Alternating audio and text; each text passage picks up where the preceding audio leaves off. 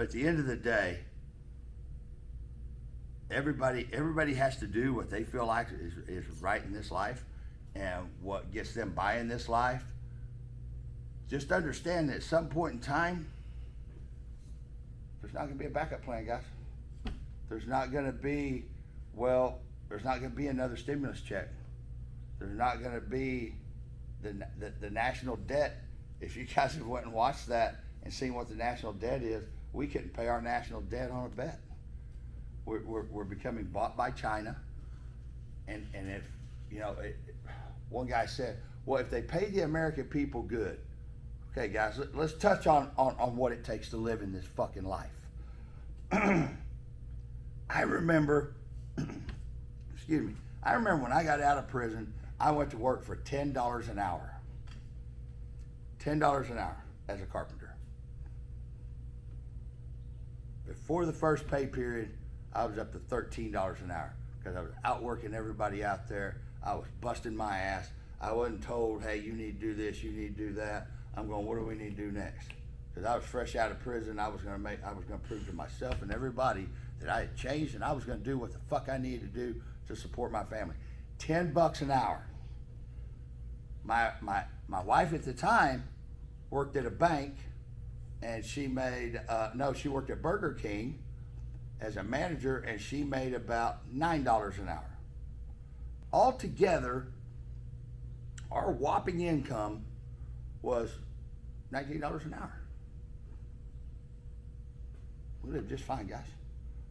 Now, did I have four-wheelers and be able to go on vacation in the Bahamas? No, but we'd load up the little boat.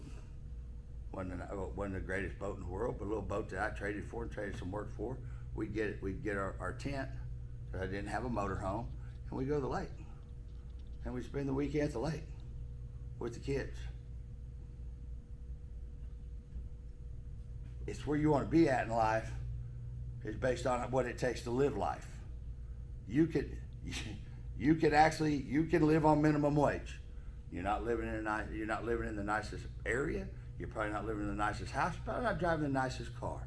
But at the end of the day, you can do it. I've done it. All of us have done it.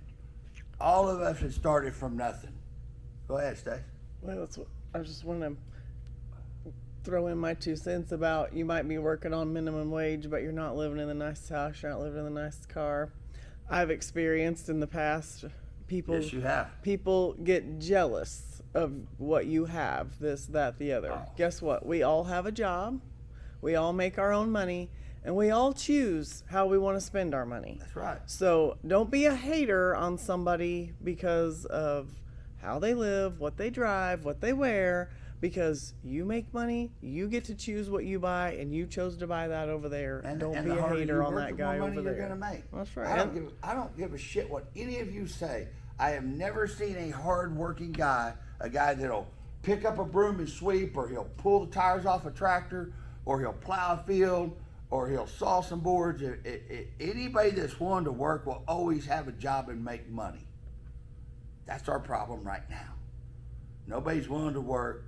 Like I said, guys, I don't blame you for taking the opportunity, because you probably worked your entire life and was in the same position that my first wife and I were in. We didn't make a lot of money. We got to go to the lake. That was the thing that we got to do. We didn't, we saved up and saved to be able to go to Cozumel one year so I could get my diving license, or my scuba diving license. And it wasn't a very expensive trip, but because we did the all-inclusive and blah, blah, blah, we did everything on a budget. But you guys have seen the videos when I first got out where she was living in that trailer house. I didn't go to anybody and say, hey man, I need some assistance to get my family out of this. What I told her is, you give me 90 days, I'll have you in a home. And I went to work. And I said, I'm sitting there and I'm looking at the guy in the truck that's watching all of us work.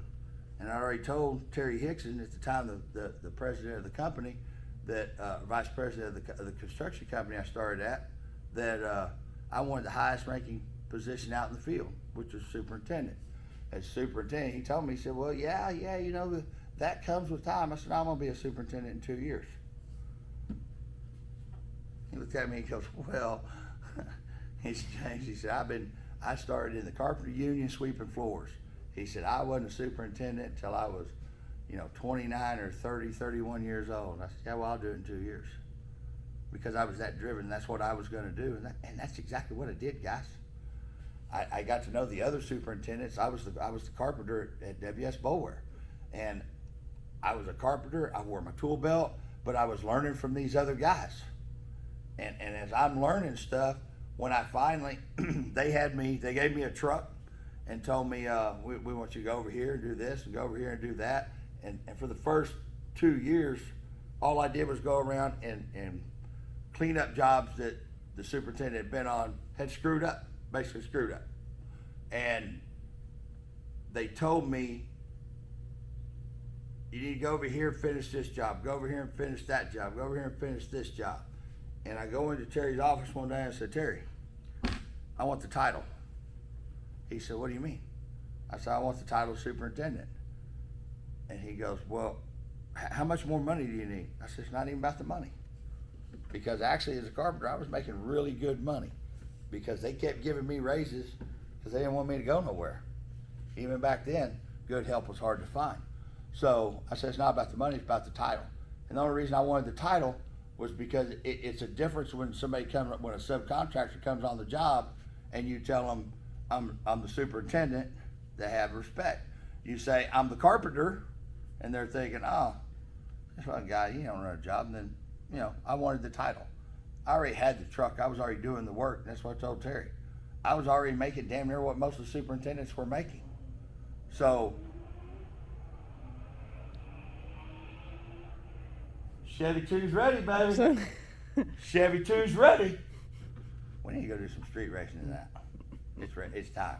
Mm-hmm. But I started at $10 an hour. I went to $13 an hour. Within that 2 year time period, I was at $18 an hour. Then I went to salary. And when I left WS Boulware, with everything that I got, I made about $80,000 a year.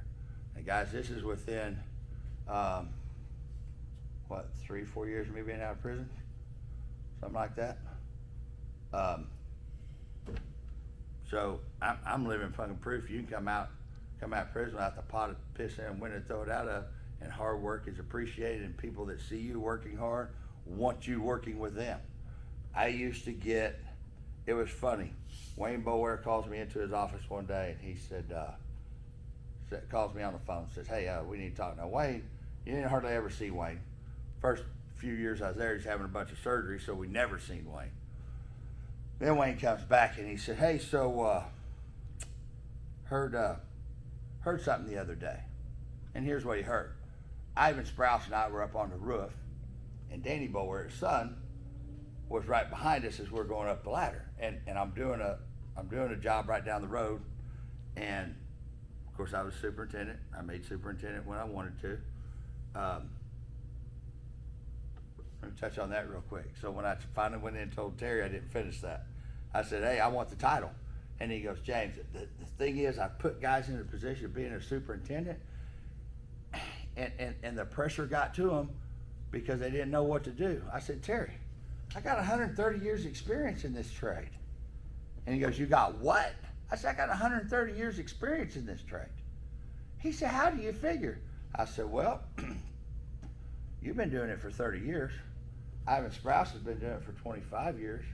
Richard's been doing it for however the numbers came up to. With my 2 years experience, I had 130 years. Because all I had to do was pick up the phone and call one of them guys and say, hey, I got a problem. What should I do? And they helped me. It wasn't that I had 130 years. I had 130 years experience behind me. And when I told him that, he goes, I see your point. And I was one of the baddest superintendents at WS Boulware. And anybody that worked with me back then, I had the truck and I had the title and I made the money. But I'd put my tool belt on. If the framer showed up and he was short on people, the owner of Metroplex Drywall, a very good friend of mine, Gary Beavers, one time when we didn't have anybody to frame a bank, Gary put his bags on, I put my bags on, and we framed the bank. Well, we were waiting on him to get some guys off of a job. So I would get down and work with my subs, and they respected me, and I did them jobs faster than anybody out there. Until you started chasing that girl at the bank. Oh, that girl at the bank didn't slow me down. I did slow play one job a little bit, but I still finished it 2 months ahead of schedule. That's actually where I met Stacy, was at a remodel at one of those banks. We're going up a roof ladder to look at this roof, and I'm telling Ivan that another GC had stopped by the job and offered me a job. And Danny overheard that, and he went and told Wayne. So I go in there, Wayne calls me a couple days later, and I go in, I said, yeah, what's going on, Wayne? And he said, so, everything going good? I said, going great. He said, you happy? I said, yeah. Is you happy with your job? I said, I love my fucking job. I still miss being a superintendent, believe it or not. It's badass, take a piece of dirt and bring it up and have a building there and watch people come in that building to transact their business. It's a cool job, one of the coolest jobs out there to me. And he said, well, so I heard you got a job offer. I said, yeah. He said, was it for more money? Yeah. So what are you gonna do? I said, Wayne, I give you my word, standing right here as a man. The day I leave you, I will go to work for myself. I will be doing my own thing. I will not go to work for another general contractor. And he said, well, you know, it pisses me off, somebody coming on one of my job sites, it's all about Wayne, one of my job sites and offering one of my guys a new job. I said, well, Wayne, you get pissed off about, at least 1 to 3 times a week. Because other general contractors drive by and they'd see this bank. I did a lot of banks, but every job I was doing, they're seeing this job come up out real fast. Boom, boom, boom, boom, boom. And they'd stop in there and go, hey, so what are you doing here? Which it was always a lead in because I outworked everybody else out there. I mean, I worked my ass off and they seen these jobs. Plus I had the respect of my subcontractors because I'd get down and work with them. Just like the owner of a company that'll put his tools on or pick a broom up or do something to help the people that work with them or for them. That's respect. Stacy and I had a long talk about earning respect the other day, and I told her what earning respect was because she didn't understand exactly the concept of the way I see it. So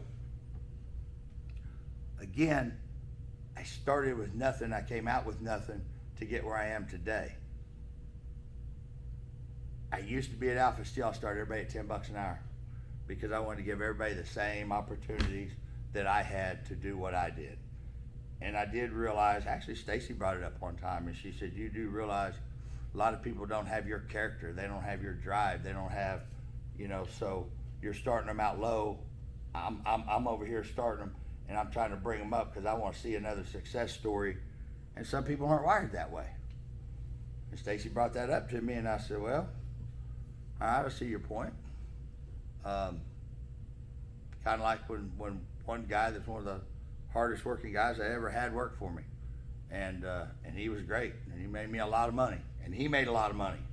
But we're sheeting a wall one day and I'm driving, pull! And I'm driving screws in it because everything with me, you think I'm bad on one of these cars, you ought to see me on a job site. It's let's go, let's go, let's go, let's go. And he pulls me aside. We had one guy that fell over, had a heat stroke. So I put him in the truck, put him on the back of the truck, give him some ice water, tell him to lay down, start my truck up, tell him to get in the truck. 15, 20 minutes later, no. Starts to do this up on the lift. And I say, hey, get down. So I go back to work. Mike goes, hey, James, you got a minute? I said, yeah. So I walk in there and he goes, hey, they can't keep up with this pace you're setting. I said, what do you mean? He said, you're killing them. He said, they can't keep up with this pace. I said, then let's hire some guys that can, because they're 10 years younger than me and I smoke 2.5 packs of cigarettes a day. And he goes, okay. He said, but it's an awful big job for me and you to be finishing together. He said, because we're going to lose every guy we got at the rate you're going. Coming from that man who drove and worked 80 hours a week and never thought twice about it, I thought, ooh, I better put my brake pedal. Because I have actually fired everybody on a job. At that cashing job you guys seen that I did the video on, I fired everybody. It was me and one guy. And I told Stacy, get your boots. Because you fixing to be a penalty. I'm fixing to teach you how to run a sky track and hang some iron. So the point of all this is, if you want it, you can get it. If you want to have the nice shit like I got, all I got to do is work for it, guy. It's not like I spent my whole life hustling and working. I didn't go to prison for singing too loud in church. Let me get that bad rumor set aside. That's not true. I did not go to prison for singing too loud in church. I fucked up and I did bad shit.